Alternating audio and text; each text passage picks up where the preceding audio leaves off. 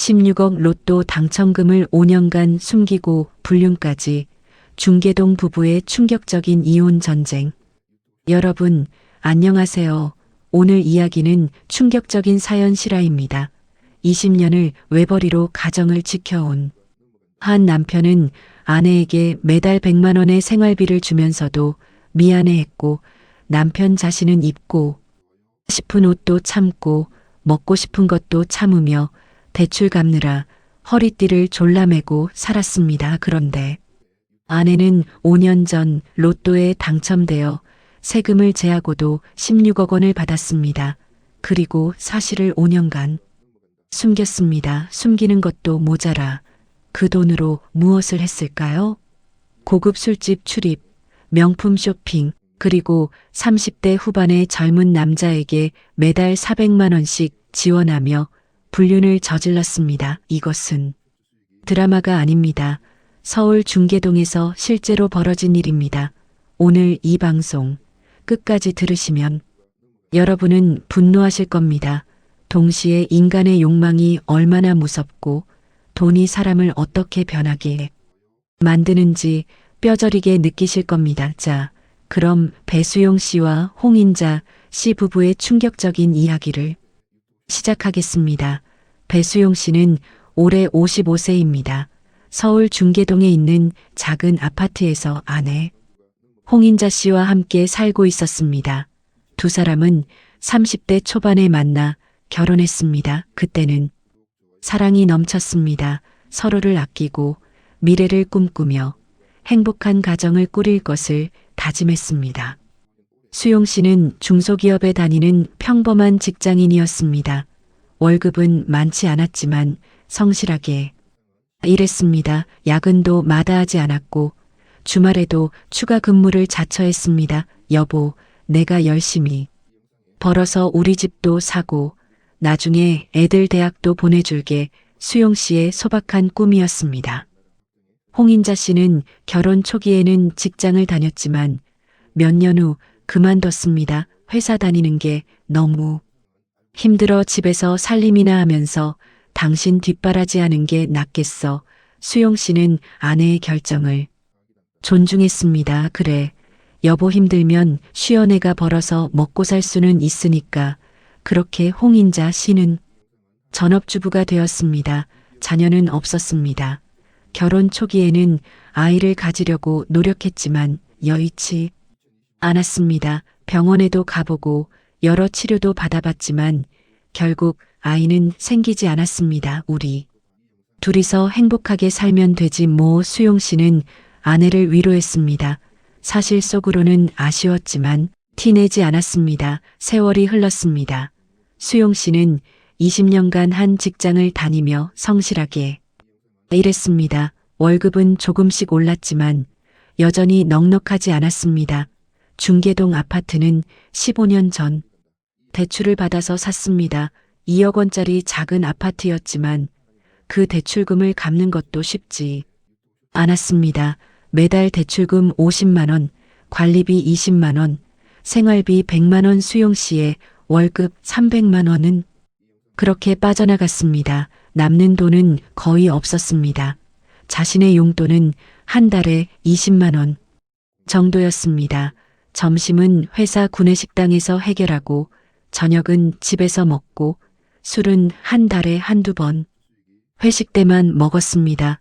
여보, 생활비가 부족하지는 않아? 더 필요하면 말해. 수용 씨는 늘 아내에게 미안한 마음이었습니다. 생활비 100만 원으로는 한 달을 버티기 힘들다는 것을 알았기 때문입니다. 아니야, 괜찮아. 나는 집에서 살림만 하면 되니까 당신이 더 힘든데 뭘. 홍인자 씨는 늘 그렇게 대답했습니다. 수용 씨는 그런 아내가 고마웠습니다. 불평 한마디 없이 자신을 뒷바라지해주는 아내. 비록 넉넉하지 않은 형편이지만 그래도 함께라면 행복했습니다. 겉보기에는 평범한 중년 부부였습니다. 하지만 그 평범함의 이면에는 엄청난 비밀이 숨겨져 있었습니다. 2019년 10월 홍인자 씨는 평소 로또를 사는 취미가 있었습니다. 일주일에 한두 번 동네 로또방에 가서 5,000원어치 로또를 샀습니다. 에이, 또 꽝이네. 한 번만이라도 당첨됐으면 좋겠다. 매번 낙첨되었지만 그래도 꿈꾸는 재미로 샀습니다. 그런데 2019년 10월 12일 그날 홍인자 씨는 평소처럼 로또방에서 로또를 샀습니다. 그리고 그날 저녁 당첨 번호를 확인했습니다. 홍인자 씨의 손이 떨렸습니다. 믿을 수 없었습니다. 다시 확인했습니다. 또 확인했습니다. 1등 당첨금 24억 원. 이게 진짜야? 꿈 아니야? 홍인자 씨는 자신의 뺨을 꼬집어 봤습니다. 아팠습니다. 꿈이 아니었습니다. 그 순간 홍인자 씨 머릿속에 온갖 생각이 스쳐 지나갔습니다. 24억 세금을 제하고도 16억이 넘어. 이제 내가 하고 싶은 거 다 할 수 있어. 명품 가방도 사고 고급 레스토랑도 가고 해외여행도 가고 이제 생활비 100만 원 가지고 쪼들릴 필요 없어. 그리고 또 하나의 생각이 스쳐 지나갔습니다. 이 사실을 남편한테 말해야 하나? 그 순간 홍인자 씨의 마음속에 어두운 욕망이 싹트기 시작했습니다. 만약 남편한테 말하면 이 돈은 우리 돈이 되는 거잖아. 그럼 남편이 이 돈을 어떻게 쓸지 간섭할 거야. 아파트 대출 갚는다고, 앞으로를 위해 저축해야 한다고. 그럼 나는 여전히 쪼들리면서 살아야 하는 거잖아. 홍인자 씨는 결정했습니다. 일단 숨기자. 남편한테는 말하지 말자. 그날 밤 수용 씨가 퇴근했습니다. 여보, 오늘 저녁은 뭐야? 나 배고파 죽겠어. 김치찌개 끓여서 들어와서 씻고 먹어. 평범한 대화였습니다. 홍인자 씨는 언제나처럼 저녁상을 차렸습니다. 수용 씨는 언제나처럼 텔레비전을 보며 저녁을 먹었습니다. 그날 밤 홍인자 씨는 가슴이 두근거렸습니다. 16억이 자신의 통장에 들어올 생각을 하니 잠이 오지 않았습니다. 다음 날 홍인자 씨는 로또 판매점으로 갔습니다. 그리고 당첨 확인을 했습니다. 축하드립니다. 1등 당첨이십니다. 직원의 말에 홍인자 씨는 가슴이 터질 것 같았습니다. 그런데 이렇게 고액 당첨은 본사에 가셔야 합니다. 홍인자 씨는 본사로 갔습니다. 서류를 작성하고 신분증을 확인하고 여러 절차를 거쳤습니다. 세금 공제하고 실수령액은 16억 4,100만 원입니다. 어느 계좌로 입금해 드릴까요? 홍인자 씨는 남편이 모르는 비밀 계좌를 알려줬습니다. 결혼 전에 만들어둔 계좌였습니다. 입금 완료되었습니다. 축하드립니다. 그날 홍인자 씨는 휴대폰으로 통장을 확인했습니다. 잔액 16억 4,100만 원. 하하. 홍인자 씨는 혼자 웃었습니다. 이제 내 인생이 바뀌는 거야. 그렇게 거짓말이 시작되었습니다. 처음에는 티가 나지 않았습니다. 홍인자 씨는 평소처럼 행동했습니다. 아침에 남편 출근시키고 집안일 하고 저녁 준비하고 하지만 남편이 출근하고 나면 그녀의 진짜 얼굴이 드러났습니다. 홍인자 씨는 명품 매장으로 갔습니다. 이 가방 주세요. 그리고 이 지갑도요. 아, 저 구두도 예쁘네요. 그것도 주세요. 네, 고객님 총 890만 원입니다. 카드요. 홍인자 씨는 처음으로 명품을 샀습니다. 가슴이 뛰었습니다. 이런 기분이었구나. 백화점 VIP 라운지에서 커피를 마시며 명품 쇼핑백을 바라봤습니다. 이제 나도 이런 삶을 살 수 있어. 하지만 집에 가져갈 수는 없었습니다. 남편에게 들키면 안 되니까 홍인자 씨는 친정어머니 집에 물건들을 맡겼습니다. 엄마, 이거 잠깐만 여기 둘게. 남편한테는 비밀이야. 야, 너 이게 다 뭐야? 이거 명품이잖아. 돈이 어디서 났어? 엄마, 물어보지 마. 그냥 좀 맡아줘. 어머니는 의아했지만 더 이상 묻지 않았습니다. 시간이 지나면서 홍인자 씨의 지출은 점점 늘어났습니다. 명품 가방, 명품 옷, 명품 구두, 명품 액세서리 한 달에 쇼핑으로만 2천만 원 이상을 썼습니다. 그리고 고급 레스토랑, 호텔 뷔페, 프랑스 와인 먹는 것에도 돈을 아끼지 않았습니다. 손님, 이 와인은 한 병에 80만 원입니다. 괜찮아요. 그거 주세요. 홍인자 씨는 한 번도 못한 호화로운 삶을 살기 시작했습니다. 하지만 집에서는 여전히 소박한 주부 행세를 했습니다. 여보, 오늘 저녁은 고등어구이야. 고등어가 세일해서 샀어. 그래. 고마워. 맛있겠다. 수용 씨는 아무것도 몰랐습니다. 낮에 명품을 걸치고 고급 레스토랑에서 스테이크를 먹던 아내가 저녁에는 마트에서 산 고등어를 구워 남편에게 내놓는 이중 생활에 홍인자 씨는 점점 익숙해졌습니다. 그리고 2년이 지났습니다. 2021년 어느 날 홍인자 씨는 강남의 한 고급바에 갔습니다. 혼자 가기는 처음이었습니다. 어서 오세요. 손님, 고급스러운 인테리어, 은은한 조명, 부드러운 재즈 음악. 홍인자 씨는 바에 앉아 칵테일을 주문했습니다. 손님, 혼자 오셨어요? 옆자리 남자가 말을 걸었습니다. 30대 후반으로 보이는 남자, 잘생기고 옷차림도 깔끔하고 말투도 세련됐습니다. 네, 혼자 왔어요. 저도 혼자인데 같이 한잔 하시겠어요? 그렇게 두 사람은 대화를 시작했습니다. 남자의 이름은 강민준, 38세, 프리랜서 디자이너라고 했습니다. 형편이 좀 어려워서요. 프리랜서다 보니 수입이 불규칙해서 강민준은 자신의 처지를 한탄했습니다. 홍인자 씨는 그런 그가 안쓰러웠습니다. 아니, 사실은 오랜만에 만난 젊은 남자가 좋았습니다. 다음에 또 만날 수 있을까요? 강민준의 제안에 홍인자 씨는 흔쾌히 동의했습니다. 그렇게 두 사람의 만남이 시작되었습니다. 처음에는 가벼운 만남이었습니다. 일주일에 한 번 강남의 바나 레스토랑에서 만나 대화를 나누고 술 한잔하고 헤어지는 하지만 시간이 지나면서 두 사람의 관계는 깊어졌습니다. 홍인자 씨는 강민준에게 점점 빠져들었습니다. 남편 배수용 씨는 55세의 피곤한 중년 남성이었습니다. 매일 야근에 시달리고 집에 오면 텔레비전만 보다 자고 대화도 없고 로맨스도 없고 그저 익숙함만 남은 관계였습니다. 하지만 강민준은 달랐습니다. 38세의 젊은 남자, 매력적이고 말도 잘하고 홍인자 씨를 여자로 대해줬습니다. 인자 씨는 정말 매력적이에요. 어떻게 이렇게 젊어 보일 수가 있죠? 강민준의 칭찬에 홍인자 씨는 날아갈 것 같았습니다. 민준 씨를 만나니까 내가 다시 살아있는 것 같아요.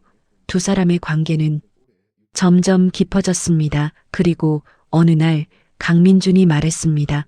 인자 씨, 저 요즘 너무 힘들어요. 일거리가 없어서 생활이 어려워요. 집세도 밀렸고 얼마나 필요해요?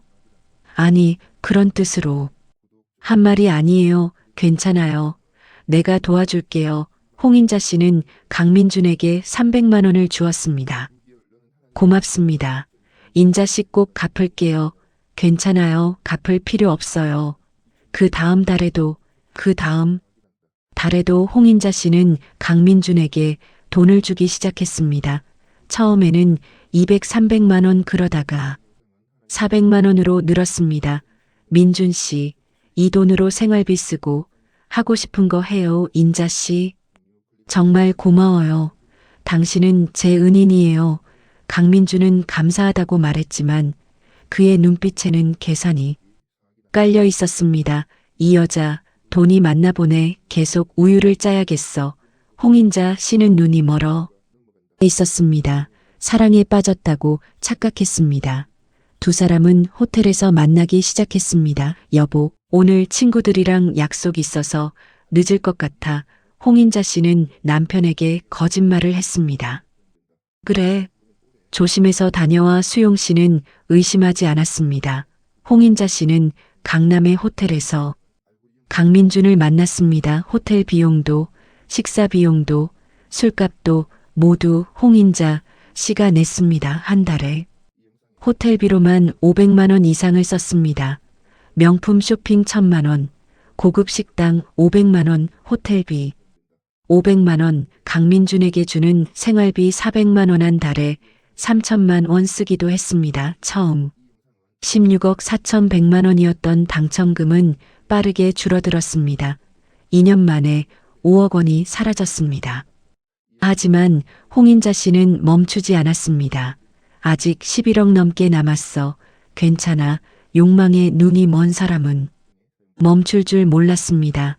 2024년 11월 어느 금요일 밤 홍인자 씨는 강민준과 강남에서 만나 술을 마셨습니다.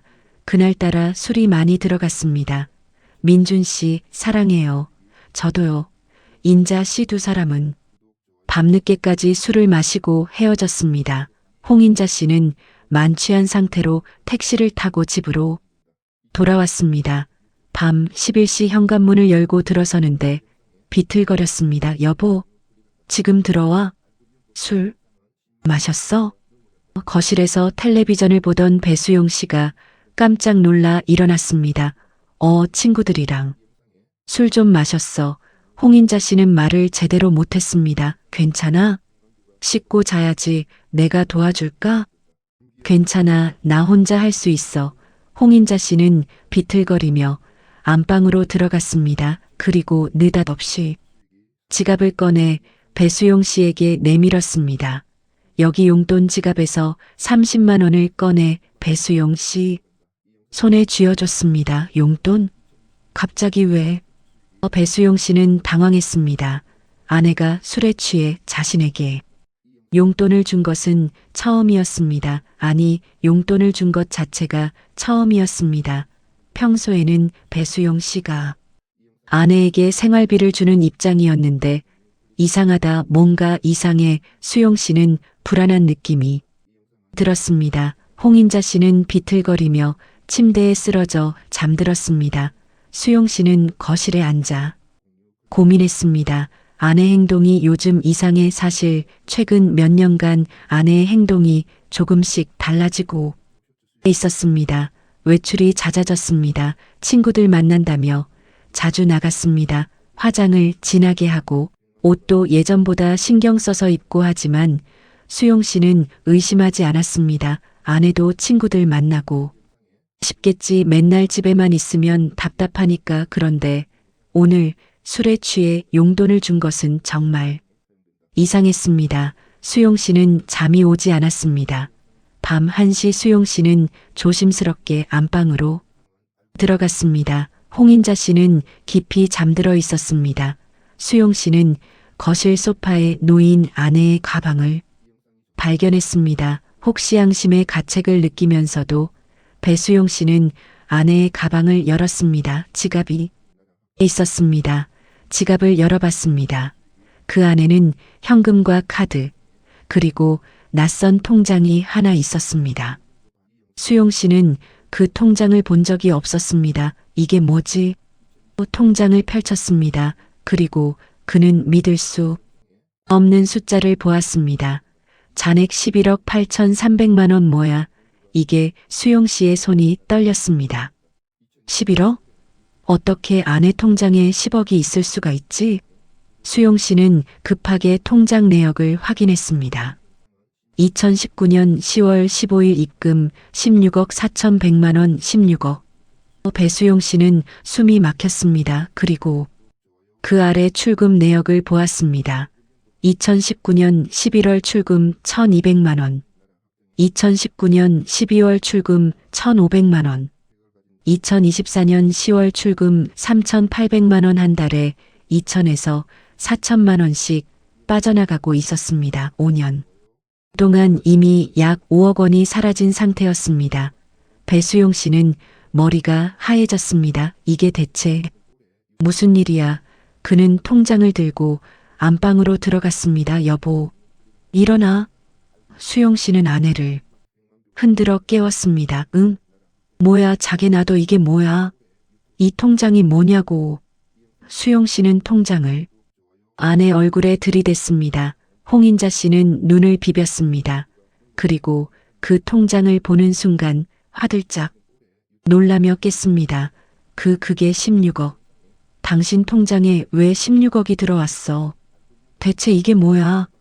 수용 씨의 목소리는 떨렸습니다. 홍인자 씨는 순간 당황했지만 곧 태도를 바꿨습니다. 내 복권에 당첨된 거야. 내 돈이라고 복권? 언제? 5년 전이야. 2019년에 5년 전. 그럼 왜 지금까지 숨긴 거야? 수용 씨는 믿을 수 없다는 표정이었습니다. 숨긴 게 아니야, 그냥. 말 안 한 거지, 내 돈인데. 무슨 상관이야? 무슨 상관이냐고. 우리 부부잖아. 나는 5년 동안 대출 갚느라 생활비 대느라 허리띠 졸라매고 살았는데 당신은 16억을 숨기고 있었다고.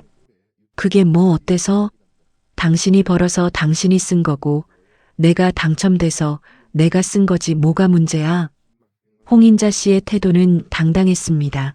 수용 씨는 믿을 수가 없었습니다. 그럼 빠져나간 5억은 뭐에 쓴 거야?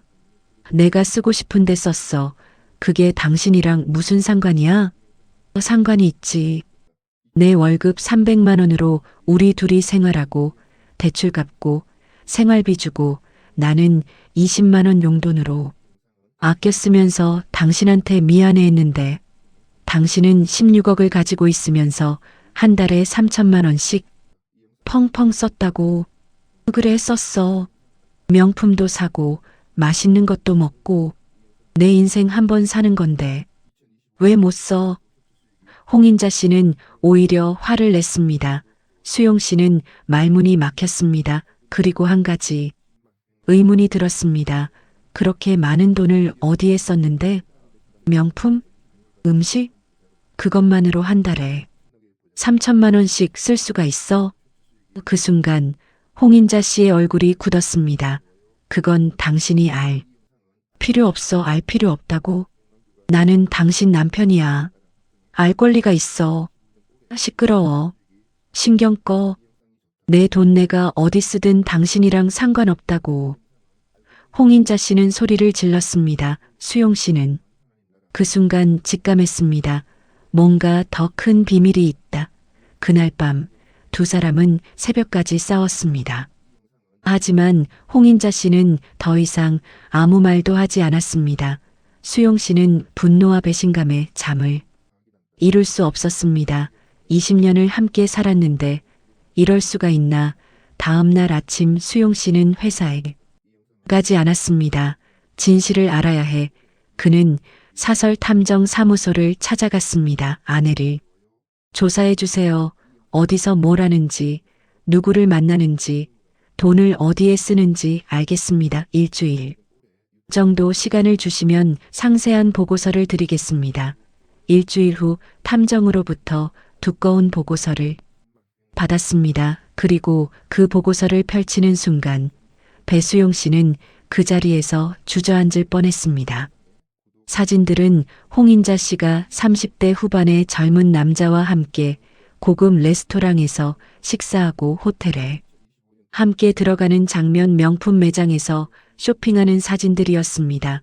홍인자는 조사 기간 중 오해 강민준과 만남 장소 강남구 소재 고급바 레스토랑 호텔 출입 확인 총 3회 추정 불륜. 홍인자가 모든 비용 지불 확인 강민준에게 현금 봉투 전달하는 장면 포착.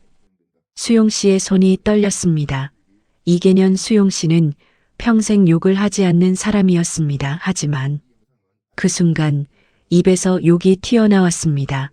20년을 함께 살았던 아내 자신을 위해 희생하는 줄 알았던 아내 생활비 100만 원으로 알뜰하게 살림하는 줄 알았던 그 아내가 5년 동안 16억을 숨기고 젊은 남자와 불륜을 저지르고 그 남자에게 매달 400만 원씩 생활비를 주고 호텔에서 미래를 즐기고 있었던 것입니다. 배수용 씨는 그날 밤 집에 돌아가지 않았습니다. 친구 집에서 하룻밤을 보냈습니다. 수용아, 무슨 일 있어? 얼굴이 왜 그래? 형 나 이혼해야 할 것 같아. 수용 씨는 친구에게 모든 이야기를 털어놨습니다. 그 개 같은 년. 어떻게 그럴 수가 있어. 친구도 분노했습니다. 형, 나 어떡하면 좋아. 당연히 이혼해야지. 그리고 그 당첨금도 받아내야 해. 하지만 법적으로 가능할까? 변호사 찾아가봐. 이건 명백한 배신이야. 다음 날 법률사무소를 찾아갔습니다. 변호사님, 제 경우에 이혼이 가능할까요? 그리고 그 당첨금을 재산분할 받을 수 있을까요? 변호사는 사연을 듣고 고개를 끄덕였습니다. 이혼은 당연히 가능합니다. 배우자의 부정행위는 민법상 이혼 사유 1호에 해당합니다. 그리고 복권 당첨금을 5년간 숨긴 것도 혼인관계 파탄의 주된 원인이 될 수 있습니다. 재산분할은요? 복권 당첨금은 법적으로 특유재산입니다. 하지만 중요한 것은 당첨 후에도 부부 공동생활이 유지되었고 의뢰인께서 생활비를 대고 대출을 갚으면서 그 당첨금이 유지될 수 있었다는 점입니다. 그럼 재산분할이 가능하다는 말씀이신가요? 내 의뢰인께서 기여한 부분이 인정되면 재산분할 대상이 될 수 있습니다. 판례상 30에서 50% 정도 받아내실 수 있을 것으로 보입니다. 정말요? 그리고 부정행위에 대한 위자료도 청구할 수 있습니다. 5천만 원에서 1억 원 정도 예상됩니다. 알겠습니다. 이혼 소송을 진행하고 싶습니다. 좋습니다. 준비하겠습니다. 2024년 12월 수용 씨는 이혼 소장을 법원에 제출했습니다. 청구 내용 1 이혼, 2 재산분할 복권 당첨금 16억 4,100만 원에서 현재 남은 11억 8,300만 원 중 50% 5억 9,150만 원 삼위자료 1억 원. 홍인자 씨는 소장을 받아들고 경악했습니다. 재산분할 50% 미쳤어. 홍인자 씨도 변호사를 선임했습니다. 변호사님, 제 당첨금은 특유재산이잖아요. 저 사람한테 한 푼도 줄 필요 없죠? 원칙적으로는 그렇습니다. 하지만 문제는 당첨 후 5년간 부부 생활을 유지했다는 점입니다. 그리고 남편이 생활비를 대고 대출을 갚으면서 그 돈이 유지될 수 있었다는 주장이 인정되면 그럼요. 일부 재산분할이 인정될 수 있습니다. 얼마나요? 10에서 30% 정도 예상됩니다. 10에서 30%라도 2억에서 4억이잖아요. 네, 그리고 부정행위에 대한 위자료도 지급해야 할 가능성이 높습니다. 말도 안 돼요. 제 돈인데. 하지만 법은 그렇지 않았습니다. 2025년 1월 법원 조정실에서 두 사람이 마주 앉았습니다. 5년 만에 제대로 마주한 것 같았습니다. 조정위원이 말했습니다. 양측의 주장을 들어보니 이견이 큽니다. 조정을 통해 합의점을 찾아보시겠습니까? 수용 씨 측 변호사가 말했습니다. 의뢰인은 20년간 성실하게 가정을 책임져 왔습니다. 반면 피청구인은 복권 당첨 사실을 5년간 숨기고 5억 원을 개인적으로 탕진했으며 불륜까지 저질렀습니다. 이는 명백한 혼인관계 파탄의 원인입니다. 홍인자 씨 측 변호사가 반박했습니다. 복권 당첨금은 피청구인의 특유재산입니다.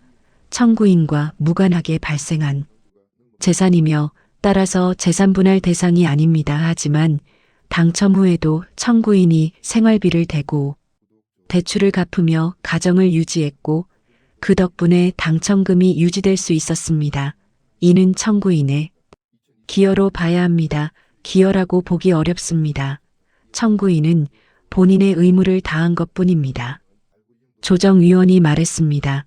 피청구인 측에서 재산분할과 위자료에 대해 어느 정도 제한하시 의향이 있으십니까? 홍인자 씨가 퉁명스럽게 대답했습니다.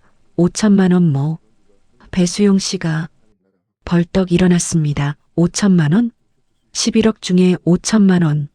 당신 제정신이야. 앉으세요. 청구인 조정위원이 말렸습니다. 터무니없는 제안입니다. 최소 4억 원은 되어야 합니다. 4억은 과합니다. 최대 1억입니다. 홍인자 씨 측 변호사가 맞받아쳤습니다. 조정은 결렬되었습니다. 조정 불성립으로 종결하겠습니다. 소송으로 진행하시기 바랍니다. 2025년 3월 드디어 첫 번째 재판이 열렸습니다. 재판장이 물었습니다. 청구인, 이혼을 원하는 이유를 진술해 주십시오. 수용 씨는 떨리는 목소리로 말했습니다. 재판장님, 저는 20년간 성실하게 가정을 책임져 왔습니다. 월급 300만 원으로 대출을 갚고 아내에게 생활비를 주고 저는 한 달 용돈 20만 원으로 살았습니다. 입고 싶은 옷도 참고 먹고 싶은 것도 참으며 살았습니다. 아내에게 생활비 100만 원밖에 못 줘서 늘 미안했습니다. 하지만 아내는 5년 전 24억 원에 당첨되었고 그 사실을 저에게 숨겼습니다. 그리고 그 돈으로 명품을 사고 고급 레스토랑에 가고 심지어 38세의 젊은 남자와 불륜을 저지르며 그 남자에게 매달 400만 원씩 생활비를 주었습니다. 수용 씨는 울먹였습니다. 저는 20년간 아내를 믿었습니다. 그런데 아내는 저를 배신했습니다. 이제 더 이상 함께 살 수 없습니다. 재판장이 홍인자 씨를 보며 물었습니다. 피청구인 하실 말씀 있으십니까? 홍인자 씨는 당당한 표정으로 말했습니다. 재판장님, 복권 당첨 문제 운입니다. 제가 산 복권으로 당첨된 것이고 따라서 그 돈은 제 것입니다. 당첨 사실을 남편에게 숨긴 이유는 무엇입니까? 말하면 남편이 그 돈을 어떻게 쓸지 간섭할 것 같아서입니다. 불륜 혐의는 어떻습니까? 홍인자 씨의 얼굴이 굳었습니다. 그건 일시적인 실수였습니다. 일시적인 실수라고요? 2년 동안 수십 회 만나고 매달 400만 원씩 생활비를 준 것이 일시적인 실수입니까? 재판장의 날카로운 질문에 홍인자 씨는 말문이 막혔습니다. 배수용 씨 측은 여러 증거를 제출했습니다. 홍인자 씨의 당첨금 및 지출 내역 불륜 증거 사진 및 내역 배수용 씨의 통장 사본 대출 상환 내역 홍인자 씨 측도 반박했습니다. 복권 당첨금은 특유재산이며 청구인의 기여가 없었습니다. 불륜은 일시적인 실수였으며 현재는 관계가 정리되었습니다. 하지만 증거는 명백했습니다. 2년간의 불륜, 수십 회의 호텔 출입, 총 1억 원 가까이 지출한 내역 재판부는 심각한 표정으로 증거들을 검토했습니다. 홍인자 씨의 어머니가 증인으로 나왔습니다. 증인, 따님이 명품 가방이나 옷을 증인댁에 보관한 사실이 있습니까? 네, 있습니다. 얼마나 많습니까? 가방만 20개 넘고 옷도 수십 벌. 가격은 얼마나 됩니까? 다 명품이라서 아마 수천만 원어치 될 겁니다. 따님이 왜 자택이 아닌 증인댁에 보관했다고 생각하십니까? 사위한테 들킬까봐 그런 것 같습니다.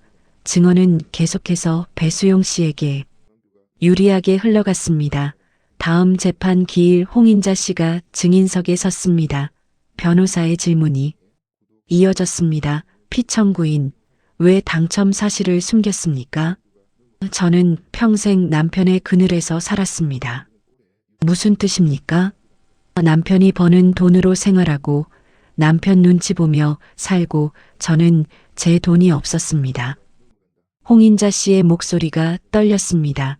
생활비 100만 원으로 한 달을 살아야 했습니다. 제가 사고 싶은 건 못 사고 먹고 싶은 것도 못 먹고 친구들이 명품 가방 들고 다닐 때 저는 동대문 가방을 들어야 했습니다. 그래서 당첨금을 숨긴 겁니까? 네, 한 번만이라도 제가 원하는 대로 살고 싶었습니다.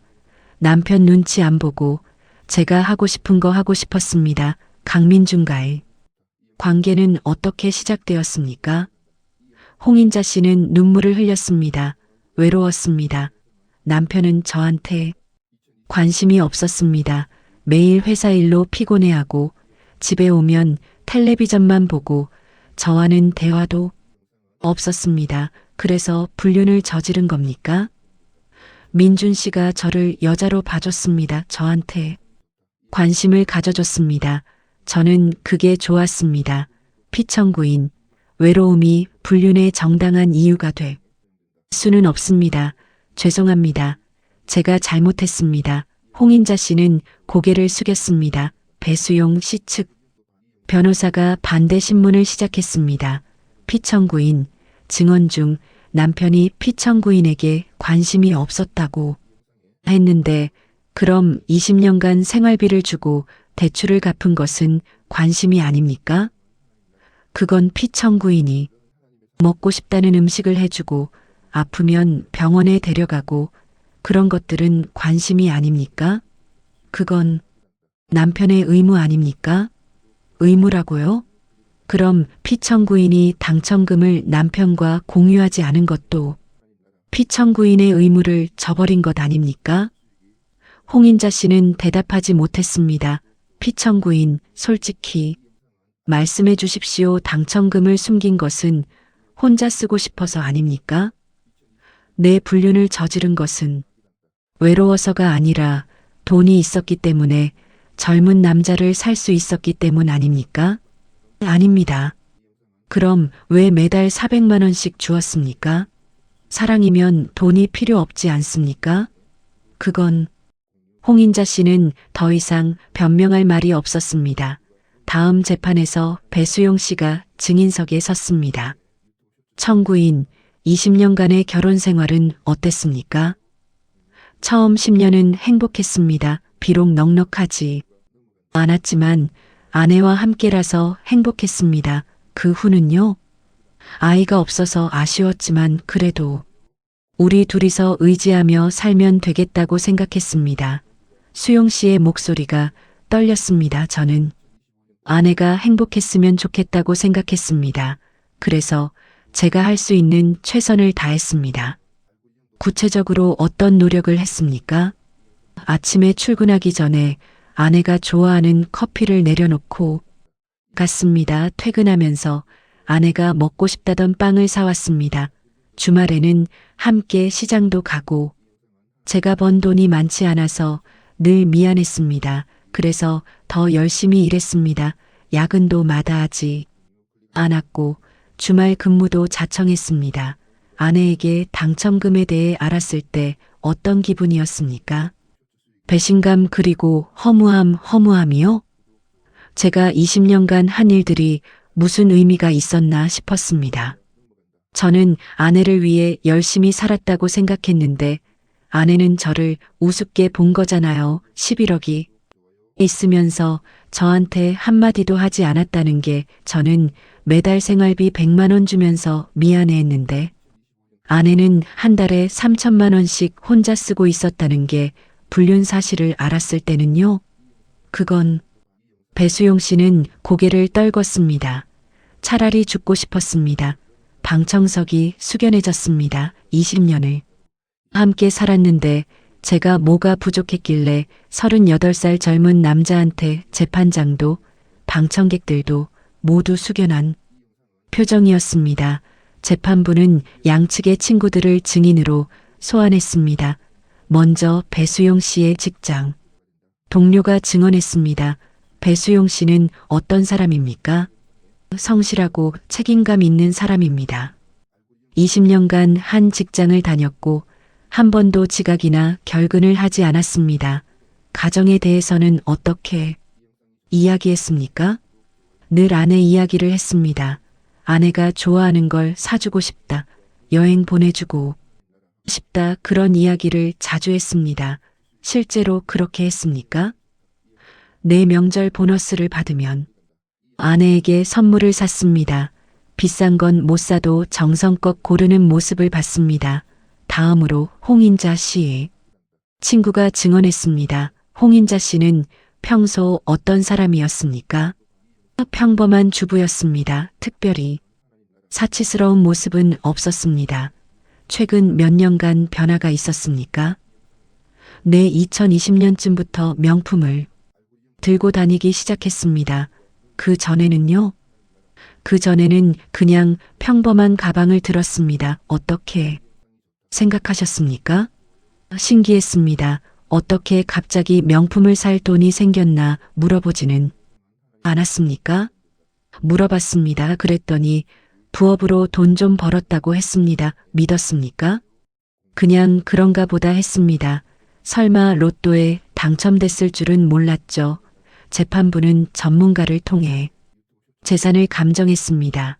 현재 피청구인의 통장 잔액은 10억 8,300만 원입니다.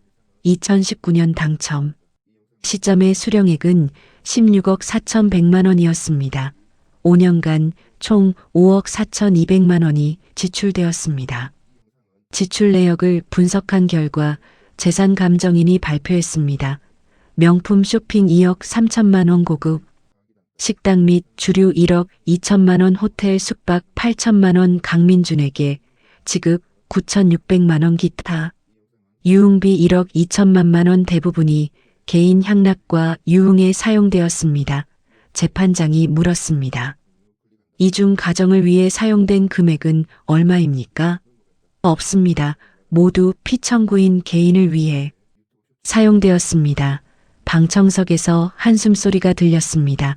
반면 청구인의 재산은 아파트 시가 3억 5천만 원, 대출 잔액 8천만 원, 순자산 2억 7천만 원, 예금 500만 원. 청구인은 20년간 대출을 갚고 생활비를 대면서 거의 저축을 하지 못했습니다. 재판장은 서류를 검토하며 고개를 끄덕였습니다. 마지막 변론 수용 씨 측 변호사가 최후 진술을 했습니다. 재판장님, 이 사건은 단순한 이혼 사건이 아닙니다. 이것은 20년간 성실하게 가정을 지켜온 한 남자에 대한 배신입니다. 의뢰인은 20년간 월급 300만 원으로 가정을 책임졌습니다. 대출을 갚고 생활비를 주고 자신은 한 달 용돈 20만 원으로 살았습니다. 반면 피청구인은 11억 원을 숨기고 한 달에 3천만 원씩 혼자 펑펑 썼습니다. 명품을 사고 고급 레스토랑에 가고 젊은 남자와 불륜을 저질렀습니다. 이것이 정당합니까? 이것이 부부입니까? 변호사는 재판부를 향해 말했습니다. 복권 당첨금이 특유재산이라는 주장도 있습니다. 하지만 법은 형식이 아니라 실질을 봐야 합니다. 당첨 후 5년간 의뢰인이 생활비를 대고 대출을 갚지 않았다면 그 11억 원은 유지되지 못했을 것입니다. 의뢰인의 기여가 있었기에 그 돈이 보존될 수 있었습니다. 따라서 이는 재산분할의 대상이 되어야 합니다. 또한 피청구인의 부정행위는 명백합니다. 2년간 수십 회의 만남, 9,600만 원의 금전 지급이는 민법상 이혼 사유 1호에 명백히 해당합니다. 의뢰인은 위자료 1억 원과 재산분할 50%를 요구합니다. 이는 과한 요구가 아닙니다. 오히려 적정한 요구입니다. 홍인자 씨 측 변호사가 반박했습니다. 재판장님, 피청구인도 피해자입니다. 20년간 남편의 그늘에서 살았습니다. 생활비 100만 원으로 한 달을 살아야 했습니다. 자신이 사고 싶은 것도 못 사고 먹고 싶은 것도 못 먹었습니다. 복권에 당첨된 것은 피청구인의 행운입니다. 그 돈으로 하고 싶은 것을 한 것이 잘못입니까? 불륜은 인정합니다. 하지만 그것은 외로움 때문이었습니다. 남편은 피청구인에게 관심이 없었습니다. 재산분할 50%는 과합니다. 특유재산에 대해서는 최대 10에서 20%가 적정합니다. 하지만 변호사 목소리에는 힘이 없었습니다. 증거가 너무 명백했기 때문입니다. 2025년 7월 법정은 사람들로 가득 찼습니다. 이 사건은 언론에 보도되면서 많은 사람들의 관심을 받았습니다. 로또 당첨금, 숨기고 불륜 저지른 아내, 재판 결과는 신문과 방송에서 연일 보도되었습니다. 재판장이 들어왔습니다. 일어서십시오. 판결을 선고하겠습니다. 재판장이 판결문을 읽기 시작했습니다. 서울가정법원 2025드 단일 2345 이혼 등 청구 사건 원고 배수용 피고 홍인자 주문 1원고와 피고는 이혼한다. 이 피고는 원고에게 재산분할로 4억 원을 지급하라 뭐. 홍인자 씨가 벌떡 일어났습니다. 조용히 하십시오. 재판장이 호통을 쳤습니다. 3피고는 원고에게 위자료로 8천만 원을 지급하라. 총 4억 8천만 원입니다. 배수용 씨는 눈물을 흘렸습니다. 본 사건에서 피고는 복권 당첨 사실을 5년간 숨겼고 그 돈으로 개인적 향락을 즐겼으며 더 나아가 부정행위까지 저질렀습니다. 이는 명백히 민법 제840조 제1호 배우자의 부정행위에 해당하며 제6호 기타 혼인을 계속하기 어려운 중대한 사유에도 해당합니다.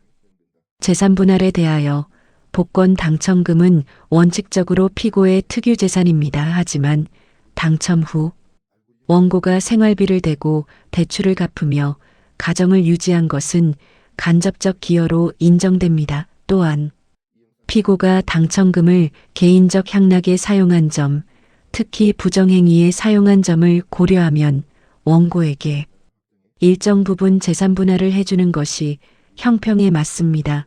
위자료는 부정행위의 기간, 정도, 원고가 받은 정신적 고통 등을 고려하여 8천만 원으로 정합니다. 이상 판결합니다. 땅. 수용 씨는 변호사와 함께 밖으로 나왔습니다. 기자들이 몰려들었습니다. 배수용 씨, 판결에 대해 어떻게 생각하십니까? 만족하십니까? 돈이 중요한 게 아닙니다. 저는 20년간의 배신에 대한 인정을 받고 싶었습니다. 법원이 제 편을 들어준 것 같아 감사합니다. 홍인자 씨에게 하고 싶은 말이 있습니까? 수용 씨는 한숨을 쉬었습니다. 없습니다. 이제 남남입니다. 그는 담담하게 말하고 자리를 떠났습니다. 홍인자 씨는 변호사와 함께 법원 뒤편으로 빠져나왔습니다. 기자들이 따라왔습니다. 홍인자 씨, 판결에 대해 어떻게 생각하십니까? 항소하실 겁니까? 홍인자 씨는 고개를 숙인 채 대답하지 않았습니다. 홍인자 씨, 국민들에게 하고 싶은 말씀이 있으십니까? 그때 홍인자 씨가 멈춰 섰습니다. 그리고 고개를 들었습니다. 홍인자 씨의 얼굴은 눈물로 범벅이었습니다. 제가 잘못했습니다. 제가 욕심이 많았습니다. 돈이 생기니까 제가 미쳤던 것 같아요. 남편한테 정말 미안합니다. 홍인자 씨는 더 이상 말을 잇지 못하고 울음을 터뜨렸습니다. 변호사가 그녀를 부축해 차에 태웠습니다. 판결이 확정된 지 6개월이 지났습니다. 수용 씨는 새로운 삶을 살고 있었습니다. 4억 8천만 원을 받은 그는 대출을 모두 갚았습니다. 그리고 작은 아파트를 팔고 조금 더 큰 아파트로 이사했습니다. 남은 돈으로는 작은 사업을 시작했습니다. 온라인 쇼핑몰이었습니다. 배수용 씨, 요즘 어떻게 지내세요? 한 인터뷰에서 기자가 물었습니다. 새로운 인생을 살고 있습니다. 힘든 시간이었지만 이제는 앞만 보고 가려고 합니다. 재혼 계획은 없으십니까? 아직은 생각 없습니다. 혼자 사는 것도 나쁘지 않더라고요. 수용 씨는 웃었습니다. 다만 한 가지 깨달은 게 있습니다. 신뢰가 무너지면 아무것도 남지 않는다는 것. 앞으로는 제 자신을 더 사랑하며 살려고 합니다. 한편 홍인자 씨는 어떻게 되었을까요? 홍인자 씨는 작은 원룸에서 혼자 살고 있었습니다. 친구들도 떠나갔습니다. 언론에 보도되면서 사람들의 손가락질을 받았기 때문입니다. 로또 당첨금 숨기고 불륜 저지른 악녀 홍인자 씨는 집 밖으로 나가기가 두려웠습니다. 어느 날 홍인자 씨는 한 방송가에 인터뷰에서 말했습니다. 제가 정말 잘못했습니다.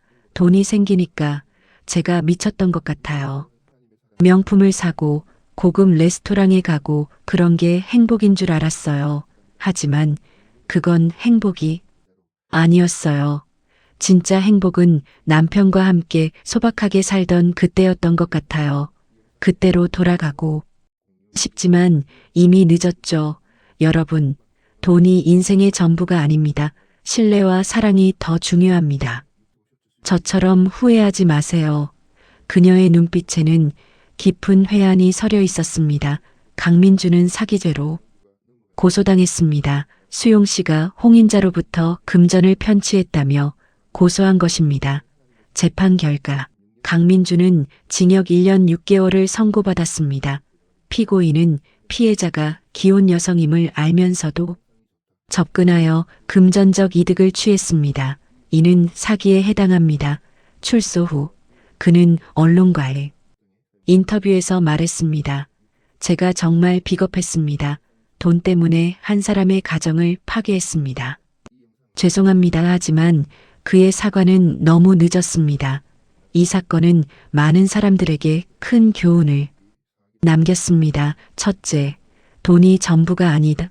홍인자 씨는 16억을 가졌지만 행복하지 않았습니다. 오히려 욕망에 빠져 모든 것을 잃었습니다. 둘째, 신뢰는 한번 무너지면 회복할 수 없다. 20년의 결혼 생활이 한 번의 배신으로 무너졌습니다. 셋째, 부부는 투명해야 한다. 비밀을 가지는 순간 관계는 금이 가기 시작합니다. 넷째, 욕망을 조절하지 못하면 파멸한다. 홍인자 씨는 명품, 고급 음식, 젊은 남자 욕망에 빠져 결국 모든 것을 잃었습니다. 만약 여러분에게 갑자기 큰 돈이 생긴다면, 만약 배우자가 모르게 쓸 수 있는 돈이 생긴다면 어떻게 하시겠습니까? 홍인자 씨처럼 숨기고 혼자 쓰시겠습니까? 아니면 배우자와 함께 행복하게 쓰시겠습니까? 선택은 여러분의 몫입니다. 하지만 기억하십시오. 돈은 잠깐이지만 신뢰는 영원합니다. 한번 무너진 신뢰는 다시 쌓을 수 없습니다. 여러분의 가정을 지키십시오. 배우자를 존중하십시오. 그것이 진정한 행복의 길입니다. 여러분, 오늘 이야기 어떠셨나요? 과연 무엇이 진정한 행복일까요? 돈일까요? 아니면 신뢰일까요? 저는 신뢰라고 생각합니다. 아무리 돈이 많아도 신뢰가 없으면 행복할 수 없습니다. 가정이 있으시다면 배우자와의 신뢰를 지키십시오. 돈보다 중요한 것은 함께하는 사람입니다. 이 채널이 처음이시라면 구독 버튼 꼭 눌러주세요. 좋아요와 알림 설정도 부탁드립니다. 댓글로 여러분의 생각도 나눠주세요. 여러분의 이야기가 궁금합니다. 다음 방송에서 더 흥미로운 이야기로 찾아뵙겠습니다. 오늘도 건강하시고 행복하세요. 감사합니다.